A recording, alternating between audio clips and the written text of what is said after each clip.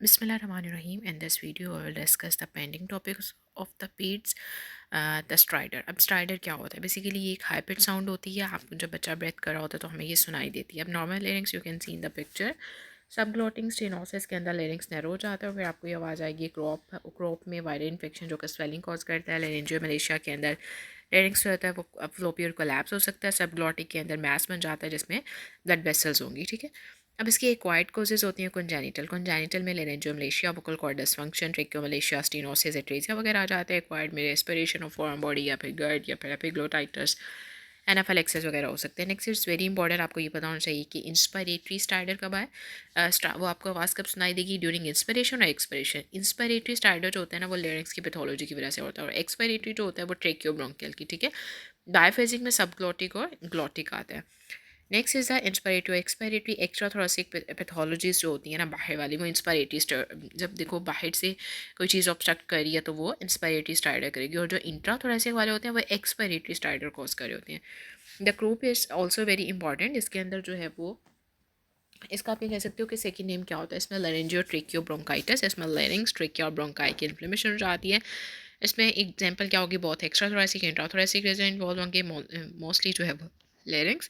इसकी वजह से इंस्पायरेटरी स्टार्टर होता है. अब कैसे आपने अप्रोच करना होता है? एक्यूट है, क्रॉनिक है. एक्यूट में आपने असेस करना है for the need of emergent treatment. Etiology को डिटरमाइन करोगे. इन्फेक्शन है तो वो एपिग्लोटाइटिस, टिकाइटिस, क्रॉप वगैरह. नॉन इन्फेक्शन में अगर नो हिस्ट्री है तो वोकल कॉर्ड पाल्सी है. हिस्ट्री है तो इनहेलेशन, एनाफाइलेक्सिस वगैरह हो जाएगा जिसमें आपको एडीमा, स्पैज्म वगैरह मिलेगा. क्रॉनिक स्टाइडर के अंदर आपने लेंजोस्कोपी, ब्रोंकोस्कोपी करके देखते हो. एबनॉर्मल फाइंडिंग के अंदर कार्सिनोमा वगैरह होगा, स्टेनोसिस, वेब्स वगैरह. नॉर्मल फाइंडिंग के अंदर अगर तो ये नॉर्मल है तो आप टेस्ट एक्सरे अगर करवाओगे. अगर ये नॉर्मल है तो वोकल कॉर्ड डिसफंक्शन, एबनॉर्मल है तो कार्सिनोमा. अब इसके differential diagnosis, it's table is very very important. इसी में से ही मोस्टली एमसीक्यूज आएंगे. सबसे पहले हम देख लेते हैं एक्यूट एपिग्लोटाइटिस. एक्यूट एपिग्लोटाइटिस क्या है? कि एपिग्लोटिस की इन्फ्लेमेशन हो जाएगी. इसमें क्या फीचर्स आते हैं कि टॉक्सिक अपीयरेंस मिलेगी आपको. ड्रॉलिंग ऑफ द स्लाइवा होता है. इसमें हॉट पोटैटो वॉइस होती है, मफल वॉइस. ठीक है. कफ एब्सेंट होती है. एपिग्लोटाइटिस में कफ नहीं होगी, टॉक्सिक अपीयरेंस आएगी, स्लाइवा ड्रोल करेगा और एक्सरे के ऊपर लेटरल एक्सरे पे आपको थंब प्रिंट साइन मिलता है. ठीक है. जैसे एपिग्लोटिस होगा. अब क्रॉप में आपने याद रखना है इसमें बार्किंग कफ होती है, इसमें टॉक्सिक नहीं लगता. हॉर्स वॉइस होती है, नो डोलिंग ऑफ द स्लाइवर्स में आपको स्टीपल साइन मिलता है. इनहेल फॉरेन बॉडी के अंदर बच्चा चौक हो जाता है. ठीक है. हॉर्सनेस और इनएबिलिटी टू स्पीक. इन्वेस्टिगेशन में आपने लेरेंजोस्कोपी करवानी होती है. लेरेंजियोमलेशिया जो कि कंजेनिटल डिसऑर्डर है, नॉर्मल थ्राइविंग इन्फेंट. इसमें क्या होगा कि बच्चा जब क्राई करेगा ना तो इंस्पायरेटरी स्टार्टर होता है. और इंस्पायरेटरी मैंने आपको बताया था किस में होता है, लेरिंग्स में होगा. ठीक है. Feeding and in the spine position. Next is the cystic fibrosis. It's also very very important. ये एक इनहेरिटेड डिसऑर्डर होती है. ये क्या करती है? आपके पल्मोनरी और मोस्टली पेनक्रियाटिक सिस्टम को इफेक्ट करेगी. ऑटोसोमल रिसेसिव होती है. Genetic mutation on CFTR gene. अब ये क्या करती है? रेगुलेट करती है क्लोराइड को, सोडियम चैनल को in the body. Abnormal CTFR functioning lead to the alteration in the secretion organ. अब इसमें फिजिकल एग्जामिनेशन में रेस्पिरेटरी आपको रोंकाई, हाइपर रेजोनेंस, पॉलिप वगैरह मिलेगा. GIT में हेपेटोस्प्लेनोमेगालिया, अदर में डिजिटल क्लबिंग आएगी. मेडिकेशन में आप एंटीबायोटिक्स वगैरह देते हो. अब इसमें सिम्टम्स क्या आते हैं? बच्चे की स्किन जो होगी ना वो सॉल्टी टेस्टिंग होती है. जब मदर अपने बच्चे को किस कर रही होती है तो उसको वो फील होगा कि उसको जैसे सॉल्टी स्किन लगेगी. Persistent cough, frequent lung infection, wheezing, shortness of the breath है. ऑनगोइंग जनरल मेडिकेन में आप routine visit every 3 months. Evaluation करती है, nutrition evaluation, influenza vaccine. Diet में आप हाई कैलोरी डाइट देते हो. जेनेटिक में आपने सिंगल जीन डिसऑर्डर, CFTR जो जीन है less than 1500 mutation. Most common as the loss of the phenylalanine. अब इसमें वही बात दोबारा लिखी हुई है. Autosomal recessive disorder causing the increase the viscosity of the secretion of the lungs and the pancreas due to the defect in the cystic fibrosis transmembrane conductors regulator gene which does at the cyclic EMP regulated chloride channel. Organism जो कि क्लोनाइज करते हैं CF patient को. Step 4 years हो गया. Pseudomonas एरोजिनोसा. ठीक है. बर्कहोल्ड्रिया, कैपेशिया, एस्पेरजिलस. ठीक है. अब इसके प्रेजेंटिंग फीचर्स क्या आते हैं कि पेशेंट को न्यूनेटर पीरियड में meconium ileus, less commonly prolonged jaundice, recurrent chest infection. दूसरा मैल एब्जॉर्प्शन. इसमें स्टीटोरिया होगा. फेलियर टू थ्राइव होता है. ठीक है. अब सिस्टिक फाइब्रोसिस में ट्रीटमेंट क्या होगा कि आप डाइट में फैट कम देंगे, सोडियम ज़्यादा देते हैं. Pulmonary therapy, chest physical therapy, medicine में एंटीबायोटिक्स वगैरह आ जाएगी. Mucolytic, pancreatic enzyme. सिम्टम में fatigue, chronic cough, recurrent upper respiratory tract infection, thick sticky mucus होता है. ठीक है. सारे सिस्टम ही ऑलमोस्ट इन्वॉल्व हो रहे हैं इसमें. रेस्पिरेटरी में कफ, वीज, अस्थमा, रिकरेंट नमोनिया हो सकते हैं, रिड्यूस एक्सरसाइज टॉलरेंस ब्रोंकाइटिस होगा, जीआईटी में मेकोनियमाइलिस, रेक्टल प्रोलैप्स। नेक्स्ट फिर इसमें मेकोनियमाइलिस, प्रोलैप्स है, स्टिटोरिया, फेलियर टू थ्राइव है, पेंक्रेटाइटिस हो सकता है, ईएनटी में नेजल पॉलिप हो सकती है, अदर में क्लबिंग वगैरह हो सकती है।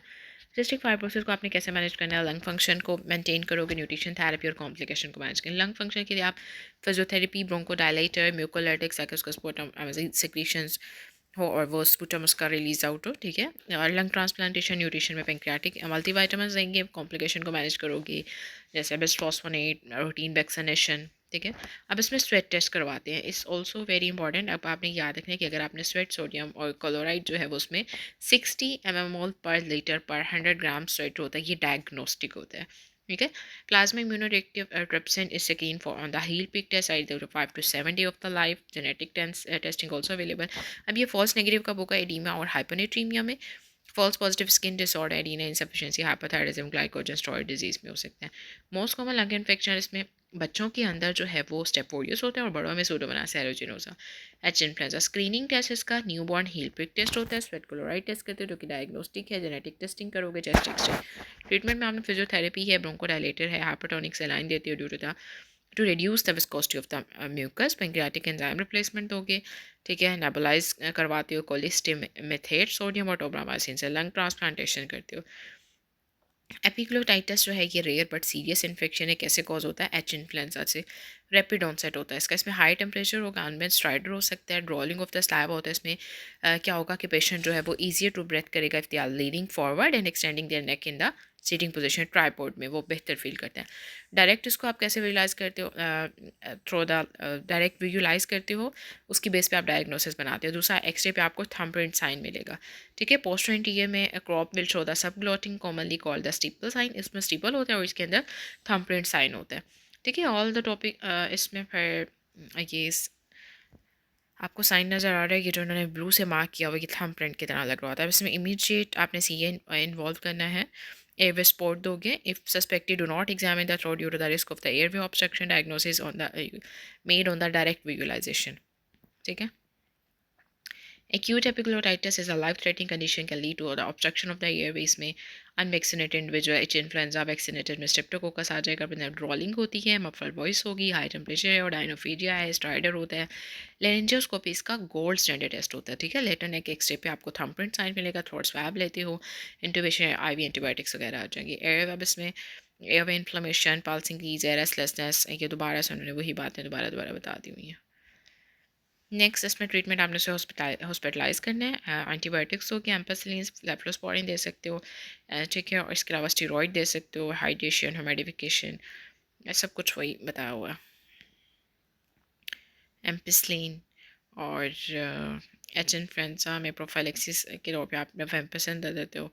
Complication of otitis media, meningitis वगैरह हो सकता है, ठीक है। अगर तो आपको सस्पिशियस लग रहा है, अनस्टेबल पेशेंट है, तो आप उसको लेंजियोस्कोपी करोगे, और अगर नहीं है तो फिर आप लेटर नेक रेडियोग्राफ करवाते हो, एक्सरे वगैरह, ठीक है, और फिर बाद में करोगे, ओके। दैन फिर IV एंटीबायोटिक दोगे, और अगर इम्प्रूव होगा तो डिसकंटिन्यू, स्टीरॉइड नहीं हो रहा तो फिर जो भी इन्फेक्शन जो भी कॉज है उसको ट्रीट करोगे। क्रॉप जो है ये क्रॉप में क्या होता है, लेंजियोट्रिकियो ब्रोंकाइटिस, ठीक है। अपर रेस्पिरेटरी ट्रैक्ट इन्फेक्शन बच्चों टॉडलर्स में होगा, characterize by the stridor combination of the laryngo oedema और सिक्रेशन। पैरा इन्फ्लुएंजा जो है वो मेजोरिटी ऑफ द कॉजेज में। एपिडेमियोलॉजी में 6 months से 3 year more common in the autumn, feature में स्ट्राइडर, बार्किंग कफ, फीवर, कोराइजल सिम्टम। अब इसमें मॉडरेट के अंदर माइल्ड, मॉडरेट और स्वेयर है। माइल्ड के अंदर ओकेजनल होती है, इसमें फ्रीक्वेंट होगी, और इसमें फ्रीक्वेंट बार्किंग कफ होगी। इसमें मोस्टली जो है स्ट्राइडर आपको इंस्पायरेटरी मिलता है, स्वेयर में इंटरकोस्टल रिसेशन हो सकती है, टेकिकार्डिया हो सकता है। इसको एक बार you can rate it, okay. And then इसमें आपने CKS suggesting admit child with a moderate और severe group, other features which promote the admission, जैसे 6 month ऑफ एज से कम है, लेंजो मलेशिया डाउन है, ठीक है। मैनेज उसे कैसे करोगे, डेक्सामेथासोन दोगे, प्रेडनिसोलोन वगैरह देते हो। एमरजेंसी ट्रीटमेंट में आपने हाई फ्लो ऑक्सीजन देनी है, और दूसरा आप इसको एडिनालिन से नेबुलाइज करवाते हो, ठीक है। इसमें उन्होंने दोबारा से वही बता दिया, क्लिनिकल फीचर में बार्किंग कफ, इंस्पायरेटरी स्ट्राइडर, फीवर है, मोस्ट अप्रोप्रिएट डेक्सामेथासोन दोगे और इनिशियल में आप ऑक्सीजन से उसको नेबुलाइज करवाते हो विद एड्रीनलिन, ठीक है, और डेक्सामेथासोन दोगे। इसमें भी बार बार उन्होंने एक ही चीज़ रिपीट कर दी है, यू कैन रीड दैट। इसमें देख लेते हैं एक दफ़ा। Crop is a respiratory illness characterized by the respiratory stridor, cough in the hoarseness. This symptom resulting from the inflammation of the larynx and the subglottic airway. Barking cough है, ठीक है। Croup is mild and self limited है। Upper airway obstruction, distress और death हो सकती है। Croup के अंदर para influenza, respiratory syncytial, measles, influenza, ये सब हो सकते हैं। मोस्ट कॉमन बैक्टीरिया पैथोजन में स्टेप 4 ईयर्स पायोजन और नमोनिया आ जाता है। इन्फ्लेमेशन सब ग्लोटिक एरिया की एडीमा हो सकता है, म्यूकोसा प्रोडक्शन इंक्रीज हो जाएगी, स्वेलिंग होती है और इसके वजह से एयरवे नैरो हो जाता है। वार्निंग साइन वही tachypnoea, tachycardia, hypotonia, unable to maintain the adequate और इनटेक साइनोसिस हो सकते हैं। इसका ट्रीटमेंट क्या होता है कि आपने इसमें स्पॉटिव केयर दोगे, ठीक है। फार्माकोथेरेपी में आपने स्टेरॉइड वगैरह देनी होती है। मेथासोन देते हो, most commonly use with their dose 0.6 milligram पर केजी, ठीक है, बाय माउथ टू इंट्रामस्कुलरली। इसमें clinical improvement from the corticosteroid is usually not apparent until the 6 और आफ्टर द ट्रीटमेंट। इसमें अल्फा एड्रेनर्जिक स्टिमुलेट करते हो with subsequent construction of the arterioles and decrease, जो कि एडिमा को कम कर देगी। एपिनेफ्रिन देते हो जो कि इसका मार्क इफेक्ट होता है टू डिक्रीज द स्ट्राइडर। अब इसमें रेसिमिक जो एपिनेफ्रीन है आप इसे 0.05 ml पर केजी पर डोज देते हो, ठीक है, इसे डाइल्यूट करके। एल एपिनेफ्रीन ये भी उन्होंने सेम वही रिपीट किया हुआ है। अब इसमें स्कोरिंग सिस्टम बता दिया है उन्होंने, ये इतना सर्च करने की ज़रूरत नहीं है। अर्जेंट केयर दोगे, ऑक्सीजनेशन, नेबुलाइज, कॉर्टिकोस्टेरॉइड, ठीक है।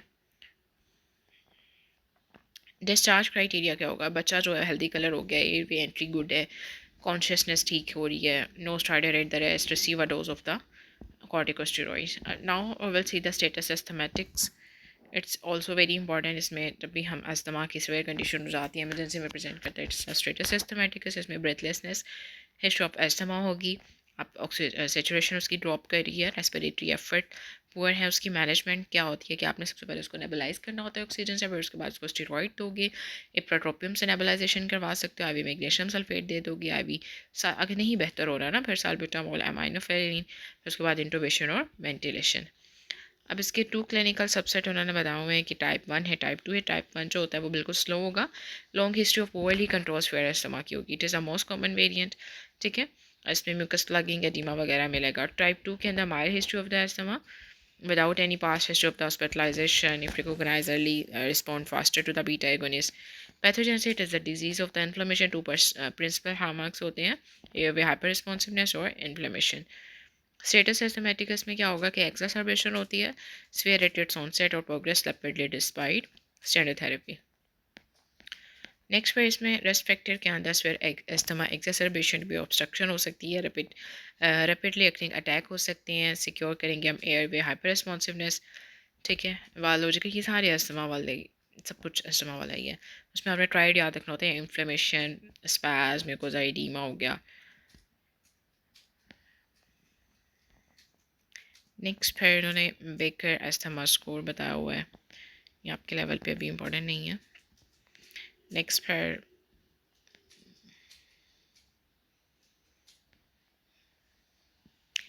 आपने एक्यूट सीवियर अस्थमा को कैसे मैनेज करना है, आपने पहले ब्रोंको कंस्ट्रिक्शन और इम्पेयर वेंटिलेशन को ब्रेक करना होता है, इसका साइकिल इन्फ्लेमेशन रिड्यूस करोगे, स्पॉटी वेंटिलेशन देंगे, प्रेसिपिटेटिंग फैक्टर को ट्रीट करेंगे।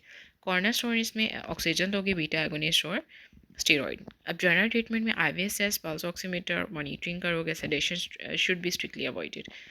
अब अगर इसमें क्या है कि स्पेयर अटैक है, सेचुरेशन उसकी कम है, ठीक है, और जो उसका पल्मोनरी फंक्शन है इसके वो 33 से 35% है, हार्ट रेट अगर 125 से ज़्यादा है, 140 से ज़्यादा है, 1 से 5 ईयर में, रेस्पिरेटरी रेट 5 ईयर से बच्चों में 30 से ज़्यादा है, और वह सेसरी मसल का यूज़ कर रहा है, ठीक है। इसमें आपने सबसे पहले क्या करते हो, शॉक को नीटर को करेक्ट करोगे, यूविलेमिया करना है, ओवर हाइड्रेशन से अवॉइड करना है, रिस्ट्रिक्ट करना है फ्लूइड को, पोटेशियम इन्फ्यूज़ करते हो, एंटीबायोटिक्स दोगे, ऑक्सीजन देते हैं, वही सब चीज़ें हैं। आपने पहले अगर नहीं इम्प्रूव हो रहा तो आपने एड्रीनालिन दिया 3 टाइम्स, फिर उसके बाद ट्राइब्यूटालिन नहीं इम्प्रूव हुआ, देन आप इंजेक्शन मैग्नीशियम सल्फेट लगा देते हो। ठीक है, इसमें उन्होंने दोबारा से फिर डिटेल से बता दिया मैकेनिकल वेंटिलेशन अगर तो अरेस्ट है, हाइपोक्सिया वगैरह है। ठीक है, फिर आप इसमें स्टेरॉइड्स देते हो, switch to the oral steroid, gastric acid suppression. उसके बाद फिर सबकुटेनियस बीटा एगोनिस्ट देते हो, आईवी बीटा एगोनिस्ट, सबकुटेनियस, वही चीज़ें हैं। फिर मैग्नीशियम सल्फेट का क्या काम होता है कि स्मूथ मसल की रिलैक्सेशन करेगा by the inhibition of the calcium intake. Aminophylline देते हो who do not respond to the beta agonist. Then is the heliox जो होता है, हेलियोक्स, इसमें ये हीलियम और ऑक्सीजन का मिक्सचर होता है। जो डीप ब्रेथ ले रहे होते हैं ना, उन पेशेंट में कंसीडर किया जाता है। कीटामाइन ये आईवी एनेस्थेटिक एजेंट होता है, कि ब्रोंकोडायलेटर इफेक्ट कॉज करता है। ठीक है, उसके बाद now will discuss the asthma. Asthma के अंदर ना आपने 3 चीज़ें याद रखनी है। Wheeze, shortness of breath, chest tightness होती है। एयर वे इन्फ्लेमेशन होगी ना, इससे पेशेंट को ब्रोंको कंस्ट्रिक्शन वगैरह हो सकती है। कैसे आप डायग्नोस करोगे? वीजिंग और कफिंग से। ठीक है, एलर्जिक डिजीज़ को की हिस्ट्री लोगे, कैसे ऑनसेट इसका कैसे कब स्टार्ट होता है। आर टेस्ट या इसके अंदर आपने टेस्ट फॉर दैट टॉपिक करना होता है कि सी एलर्जी है, chest x-ray, lung function test करवा लोगे। ठीक है, नेक्स्ट में इसमें इसके गोल क्या होते हैं कि आपने अस्थमा को कंट्रोल करना है, reduce the need for the rescue inhaler, और आप इसमें पल्मोनरी फंक्शन टेस्ट मेंटेन करोगे, स्टेप डाउन थेरेपी। इसमें रिलीवर जो होते हैं वो आप इसमें शॉर्ट एक्टिंग के अंदर आ जाएंगे, beta 2 agonist, salbutamol, terbutaline. Non selective के अंदर एड्रीनालिन आ जाती है, और इनहेल स्टेरॉयड में स्टेरॉयड वगैरह, ब्यूटेसोनाइड, बेक्लोमेथासोन, मास्ट सेल स्टेबलाइजर के अंदर सोडियम क्रोमोग्लाइकेट और फिर नीडोक्रोमिल। ठीक है, अब आपने इसको मैनेज कैसे करना है, हिस्ट्री लोगे, फंक्शन टेस्ट करते हैं सारे। मॉडरेट और स्वेयर में आप क्या डिफरेंस हो गया कि सेचुरेशन 92 से ज़्यादा तो मॉडरेट है, कम है तो स्वेयर है, लाइफ थ्रेटनिंग लेस देन 92, और इसमें साइलेंट चेस्ट हो जाती है।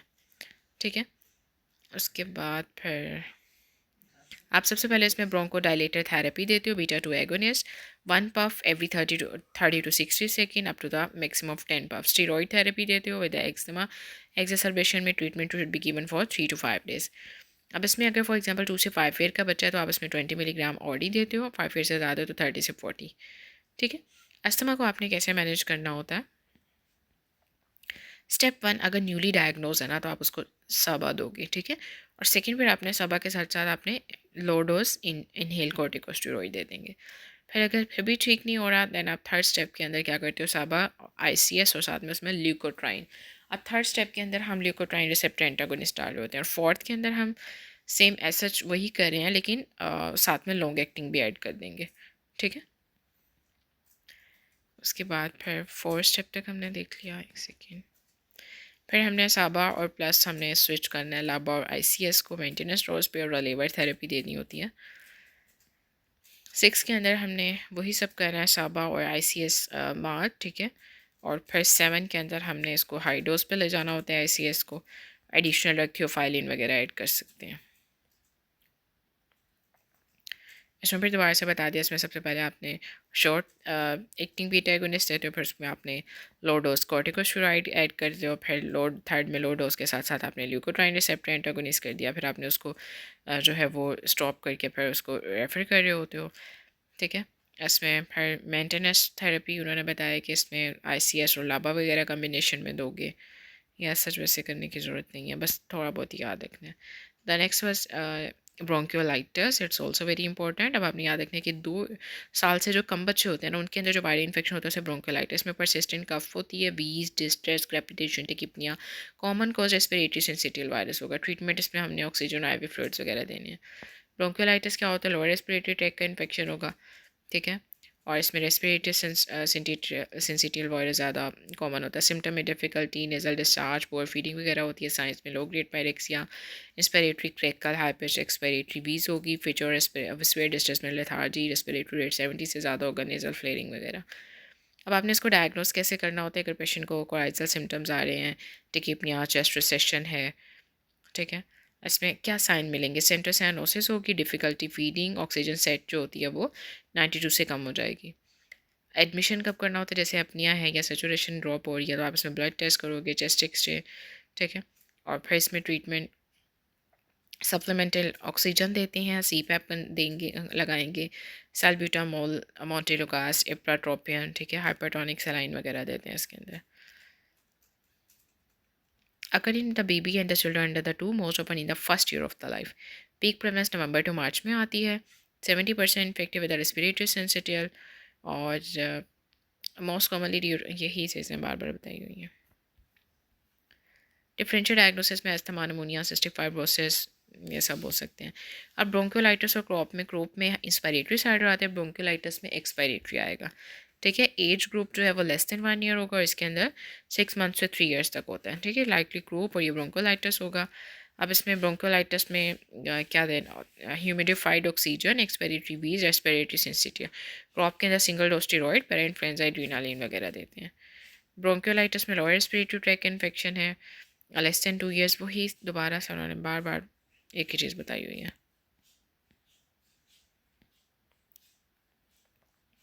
Next is the pneumonia. Pneumonia we will discuss in the next video.